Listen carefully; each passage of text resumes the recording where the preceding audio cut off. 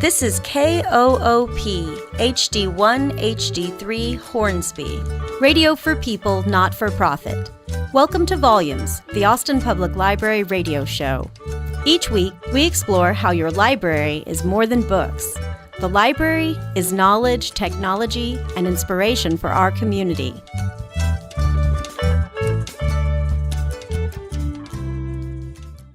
Welcome to Volumes, the Austin Public Library radio show. I'm your host, Kanya Lyons, and today's guest is volunteer Kathryn Pugh. Welcome, Kathryn. Hi, thank you, Kanya.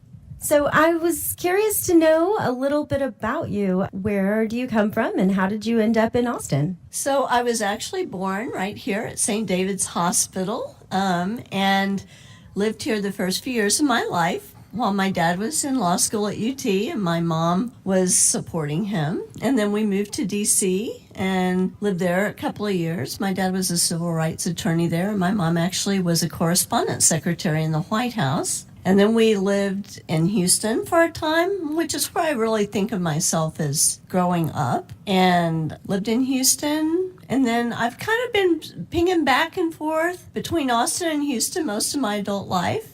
I worked for Texaco Research when I got out of school, and then I worked in the NAS community for a while. And then I hopped back over to Austin and was a consultant and worked for all the three-letter companies like SAIC and CSC and EDS. And then I worked for startups for a while. And then I started doing more corporate IT stuff, which led me into the need to figure out how to maintain electronic records. We were trying to move everything into the electronic realm. And so I got really interested in what the librarians were up to. And long story short, I ended up going back to school and got my master's in library science. And I just finished my degree this past year.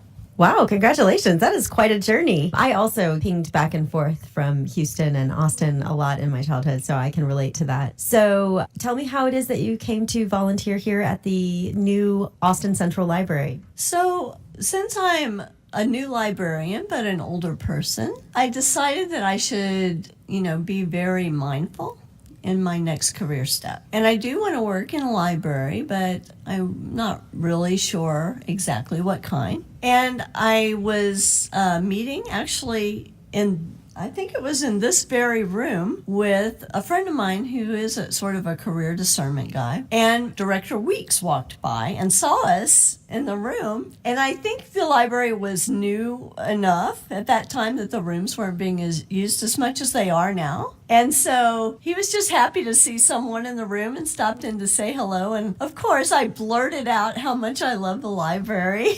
And he invited me to come and talk to him. So in talking to him, he really encouraged me to volunteer here. And so that's why I started being an APL volunteer. When did you start, and what do you do as a volunteer here? So I guess I applied to be a volunteer probably in March or so. And I went through the vetting process. So as you know, you need a security screen, but it's not a painful process at all. The application's very straightforward, and it just has to go on in the background. And then I went to a class with Stephanie Truax, who's the volunteer coordinator. And, one thing that I liked immediately in the class was seeing the variety of people that were around the table who were all starting to volunteer. It's really a great volunteer community. You get to meet a lot of people that you might not run into otherwise, and it's just great. So what I do right now is I'm a docent, and there aren't a lot of docents yet, but for me, it's been a very fulfilling experience. For one thing, you get to be in the lobby of this magnificent building. And for people who haven't been to the building yet, something that you need to realize is that when you're in the lobby, there are 6 floors of beautiful open space awaiting you. And just being in that space, it's kind of like, being an angel in heaven. I mean, you have all this great light surrounding you. And so I have my little information and tour cart. And like all the other staff carts at the library, it's on wheels and movable. because one of the design features of the library is to make everything reconfigurable so that when the future comes, we can meet it. And so I stand at my movable cart, and sometimes I actually do move the cart around depending on what's going on in the space. So I might be one day right in front of the line, kind of directing people to make sure that they're only in the line if they need to be. Because again, so many of the things that people used to do in the olden days, you can do for yourself now without even needing to enlist the services of a staff person. So I try to help direct people towards that. And then sometimes people want formal tours, but most of the time what I end up doing is just, you can tell someone who hasn't been here before because they have this astonished and amazed look when they walk into the lobby. And so I'm like, yeah, this is your first time, isn't it? And most people are like, yeah, how did you know? So I walk them through the little map brochure, and the brochure itself is designed very well. I start with the back of the brochure, which is the 6th floor, because when I give a formal tour, a lot of the times I'll introduce people to the 2nd floor, which is the main floor in this library. But then a lot of times I'll take them up to 6, and then we kind of corkscrew our way down using the stairs. Because the feature that I love the most is the Rooftop Garden. And not only does it have an amazing view of the city, but it really lets you see in a concrete way the ecological features that have been built into the library, like the solar arrays that shield you from the sun, and like the water collection system, and like, the garden that's up there, which is designed to make good use of native plants. And it's just a lovely environment. It's very stress-free. And, I almost prescribe it for some people who visit because they come in and look stressed out. I'm like, have you visited our rooftop garden? Because it really is just a marvelous experience to go up there. So anyway, here I am in the lobby and walking people through the brochure. So I've told them about the rooftop garden, and then I explain how our nonfiction collection is split up. And it's really nice because you can say from cookbooks and up are on the 6th floor, and from computers to gardening is on the 5th floor. Another feature that I love to point out is the world language collection that's on the 5th floor. And of course, our technology petting zoo, which just has all kinds of cool gadgets that you can play around with if you are not otherwise exposed to such gadgets. And almost always the 3D printer has some project that's being created in the technology petting zoo. So I show people that, and I also explain that our graphic novel collection for adults is on the 5th floor, and I'll also admit that I'm kind of a born-again graphic novels person. I was such a snob when I was young about comics, but graphic novels are not comic books, at least in the way that people from my generation think of comics. They're really very fully developed, and in some ways, especially for personal narratives, I love graphic novels. And an example would be, Why Can't We Talk About Something More Pleasant, I think is the title of it, by Roz, and do you know what her last name is? Oh my gosh. Anyway, we'll look it up. Yeah, you could. Thank you. But it really is a medium that allows for expression in a visual way, especially of character emotions and things that would be difficult to describe using narrative text. For example, the look on a teenager's face when one of his friends is going off with the girl that he likes that no one knows, or, just as an example. But I digress on the graphic novels issue. Then I talk about the 4th floor, which has, of course, fiction and also the periodical room. And then finally, I explain to people the only place they really have to be quiet in this library is the reading room. And I say, you'll know you're there because everybody will be being quiet in there. But I tell them it's worth going in because of the beautiful screen on the outside, which has all the quotes from different authors and just throughout time. And I understand that those quotes were gathered from the file of the previous director, Brenda Branch. So it's kind of a fun fact, and it's really, I mean, people will stare at that screen, you know, because there are quotes from Jorge Luis Borges, from authors literally all over the globe, Shakespeare, you know, you name it. And these are just quotes that she had collected over years and years that spoke to her in some way. And it's kind of, I think it's kind of a cool feature of the library. And of course, the other thing I tell people is that we have a listening station, which is outside the reading room, where people can go to hear local musicians and see what's up in the Austin music scene. Now, what other library do you know of that has something that nice? I mean, it's just really a lovely feature, and it's very Austin. And I guess that's another thing that I like, is that they really tried to do local sourcing of the materials in the library. So, for example, the hardwood floors are individually laid mesquite blocks, you know, and they're beautiful and durable. And, you know, I'm going to be interested to see what the library looks like in 20 years. And then finally, on the third floor is our children's wing and our teenager wing. And anyone that comes to the library should take a look at those. Now, of course, only teenagers are really allowed to hang out in the teen wing, but anyone's allowed to just walk through and see it. And by the way, if there are teenagers in your life, I will tell you that many teenagers really enjoy being in the teen area because the technology in there is fabulous, and they really have, in my view, the best technology in the building. And I'm always jealous that they get to have dance parties and I don't. But it's just a great space, and it's very teen friendly. There are lounging areas and several different banks of computers, and then they have their own 3D printer that they can use. So yeah, that's sort of what I go through when people come. And so I just walk them through the brochure and explain that to them. And then when I go to a building, don't really want to be part of a formal tour, but it is nice to get a little rundown so you can decide what you want to go see. Absolutely. Wow, you really broke it down beautifully. We're going to take a very short break from our conversation with Kathryn Pugh, and we're going to hear about some events happening at libraries throughout town. Stay tuned, because right after the break, we're going to jump back into this conversation.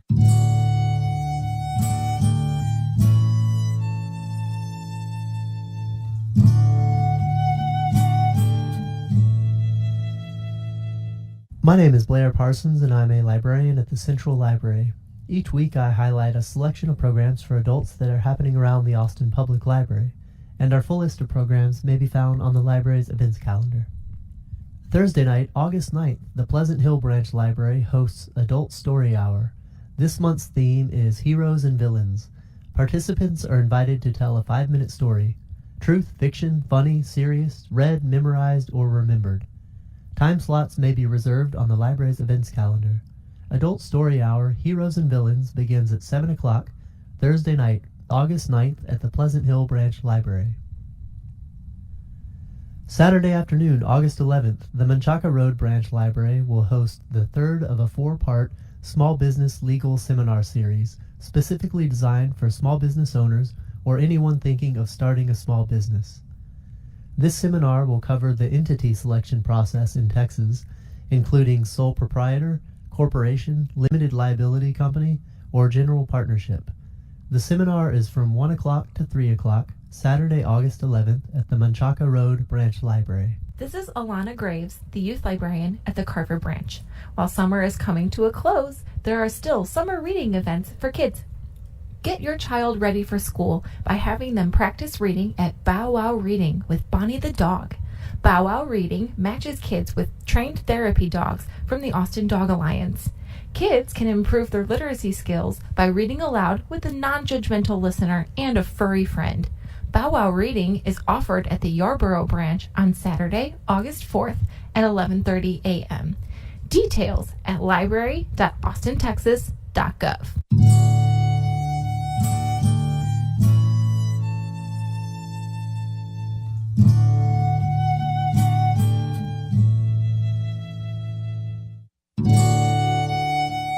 You're listening to Volumes, the Austin Public Library radio show on Co-op 91.7 FM and KOOP.org. Radio for people, not for profit.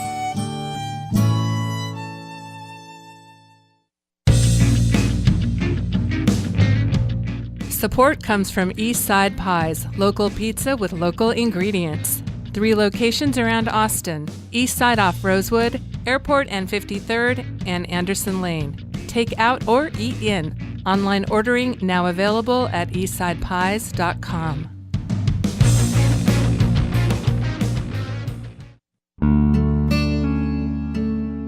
Support for Co-op comes from Malvern Books, specializing in literature and poetry from independent publishers, with a focus on lesser-known and emerging literary voices. Malvern Books is located at 29th and Rio Grande, with on-site parking available. Open 7 days. More information at malvernbooks.com.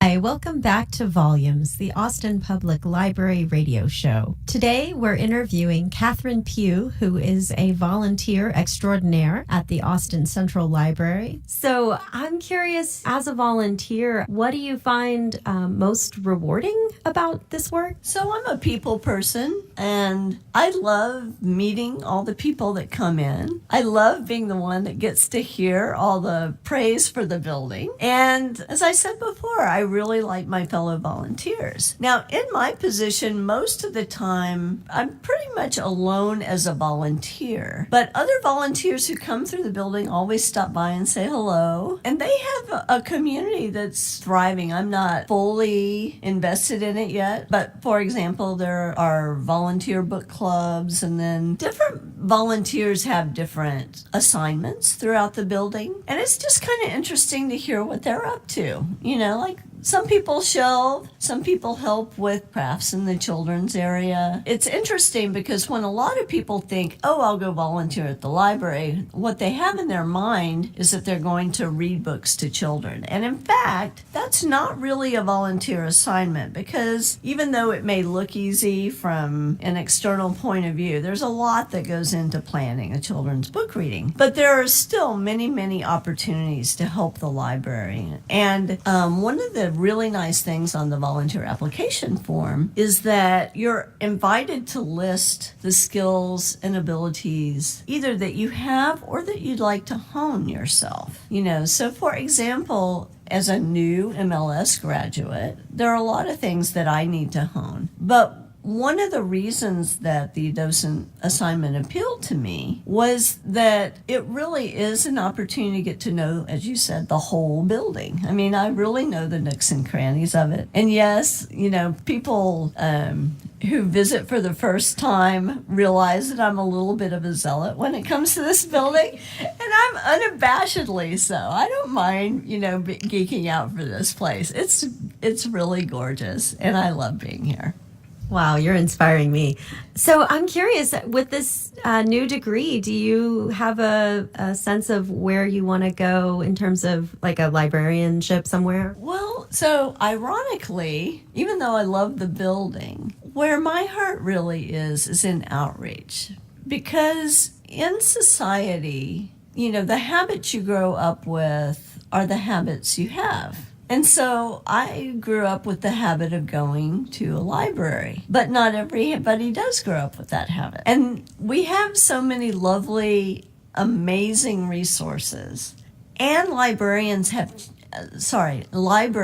changed so much. Well, and librarians have changed so much, for that matter, over the years that, you know, that ad, this is not your father's Oldsmobile. Well, this is not your father's library either. I mean, the library, not that your father shouldn't be here, but it's not the same one they grew up with. And so I really have a heart for outreach, getting outside the library to make people aware of what's inside the library. I just got back from the American Library Association conference in New Orleans, which was amazing because Mrs. Obama was interviewed by the Librarian of Congress, Carla Hayden, which was just freaking awesome. And, you know, both women are very impressive. To have had them both on the same stage was really inspiring. But at that conference, I always pick a theme for a conference. So my theme for that conference was outreach. And I went to all these different talks on what different libraries are doing to go out to the community. And I learned that outreach is one way to describe it, but sort of a step beyond that is engagement. So not only are you doing things for people, you're listening to them about what they need and want, and so that the community's needs really are met by the library. So this is an area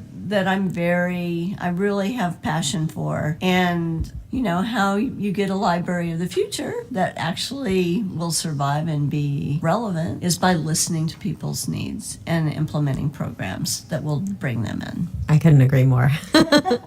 You stated so eloquently. Well, so we are getting close to the end of our discussion here. I would like to ask you about some of your favorite library materials, things that you might find in our collection, any format, authors or titles that really, you know, have appealed to you. Most of my life has been a technical life. I read a lot of nonfiction, but I also read a fair amount of fiction. And one thing that I really enjoy about the world today is that we have access both to physical books and to electronic books. And I often I love browsing the physical books, but I love it that if I'm in the middle of a park and I have internet access with my iPad and I have a need to know something, I can download an authoritative piece of information that will satisfy my need to know at the point that I need it. I mean, that's just amazing. So that's a general statement. There are so many electronic resources that this library offers access to. Particular authors that I enjoy are Louise Erdrich. And she writes both for children, teens, and adults, so there's a very wide variety of information. Right now I'm actually reading a book that came out a few years ago called La Rose that she authored. But I've read several other books that explore a small community between an Indian reservation and a small town at the border of an Indian reservation. And, you know, from book to book, you'll see some of the same characters reappearing, which I really enjoy. I love to read Isabel Allende's fiction. I found the book that she wrote about her daughter, which was a biographical memoir, to be much more difficult emotionally for me. But The Infinite Plan is one of my favorite books ever. I also read a lot of Ann Patchett. I've pretty much exhausted her literature collection. So that's for current authors. Somerset Maugham is probably my soul twin.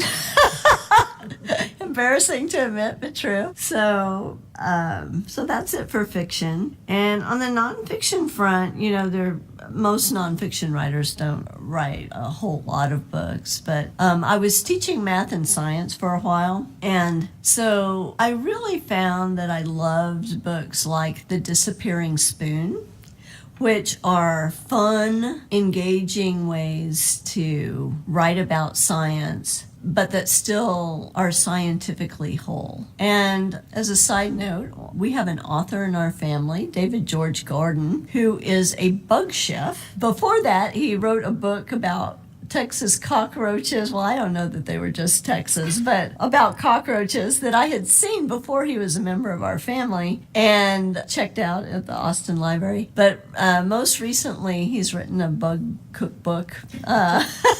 And he also has written a book about the Sasquatch. So I really enjoy David George Gordon as a person, and his writing is lovely. And his latest books were actually illustrated by his wife, Karen Luke Fields. The books that you mentioned today, I can definitely pull them into our Bibliocommons list that we keep up on the library's radio show website, which is library.austintexas.gov/volumes. That's where we have our podcast links and that list of books and other materials at the library and information about the show. So also, we talked about volunteering and we talked about the Central Library. Details are online at our website, which is library.austintexas.gov. So I guess we're kind of coming to the end of our little conversation here. Is there anything else that you would like to say? No, I really appreciate you giving me the opportunity to share what I do here, and I hope that our paths cross again. Thank you so much, Kathryn. I really have enjoyed this conversation. Thank you. Thanks for listening to Volumes, the Austin Public Library radio show. Special thanks to our producer, DJ Harris, and to the musicians who composed and performed our original theme song, Andrew Noble on violin, Kirk Duvall on guitar, and Mike Wheat on percussion. And thanks to you, our listeners. Volumes, the Austin Public Library radio show, airs Wednesday afternoons at 2:30 on Co-op 91.7 FM and koop.org. If you catch us mid-show, full episodes and other details can be found at library.austintexas.gov/volumes.